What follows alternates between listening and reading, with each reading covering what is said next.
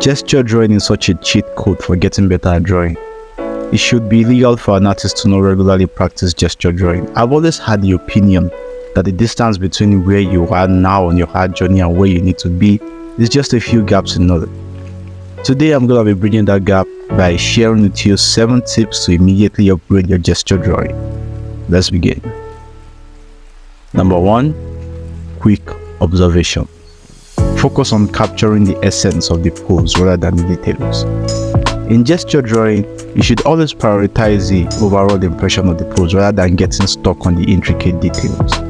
Quickly identify the primary lines and angles that define the pose, paying attention to the direction of the body's movement and the relationships between key body parts. This approach allows you to capture the energy and dynamics of the pose, making your gesture drawings more expressive and lively. Remember, the goal is to convey the essence of the subject rather than creating a highly detailed representation. Drawing with this mindset helps your strokes communicate your pose better. Number 2. Continuous lines. Try to draw without lifting your pen to emphasize flow and movement. In gesture drawing, the use of continuous lines is a powerful technique that goes beyond the conventional start and stop approach. Instead of lifting your pen or pencil from the paper, maintain a continuous connection between your hand and the drawing surface. This method encourages a seamless flow, capturing the dynamic movement of the subject.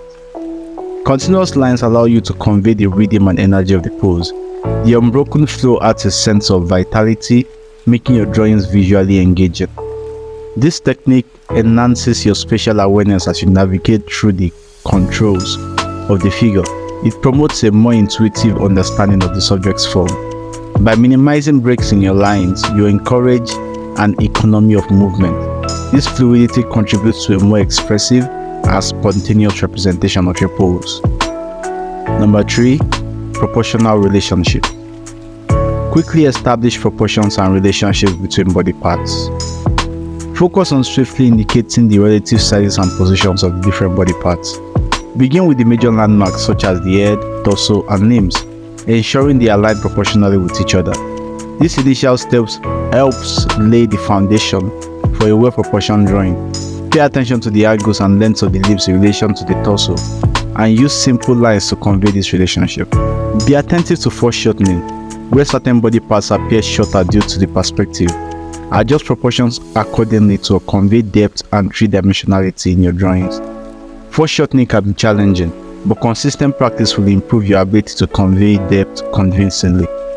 By quickly capturing these proportions, you create a solid framework for your gesture drawing, setting the stage for further refinement if needed. If you've watched this far, please consider hitting the subscribe button. It gives my heart so much joy. Thank you so much. Number 4. Time yourself. Set a time limit for each gesture drawing to encourage spontaneity and prevent overthinking. This feels like a given, but I still feel like I should mention it. Set a specific time limit for each gesture drawing. By imposing a deadline, you encourage yourself to work quickly and instinctively, preventing overthinking and fostering a more spontaneous approach. Short time constraints such as 30 seconds to a few minutes per drawing challenge you to prioritize essential elements like pose, movement, and proportions. It helps cultivate efficiency and decisiveness in your drawing process. Over time, as you become more comfortable with rapid execution, you will likely notice an improvement in your ability to capture the essence of a pose swiftly and with greater confidence. Number 5. Loosen up. Avoid being too rigid. Allow your lines to be fluid to capture the liveliness of the pose.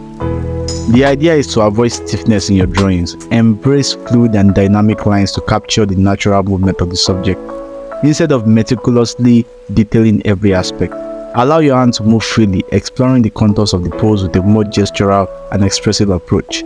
This technique not only adds a sense of liveliness to your drawings, but also helps break away from rigidity. By letting go of the need for perfect lines and focusing on the overall energy of the pose, you create drawings that feel more spontaneous and convey a greater sense of movement of life. Number 6. Use dynamic poses. Choose energetic and challenging poses to add excitement to your drawings. Choose poses that are energetic, challenging, and convey a sense of movement. Dynamic poses add excitement and vibrancy to your artwork, allowing you to explore the full range of motion and anatomy. Number 7. Practice regularly. Gesture drawing is a skill that improves with consistent practice, so make it a regular part of your routine. Gesture drawing is a skill that improves over time with repetition.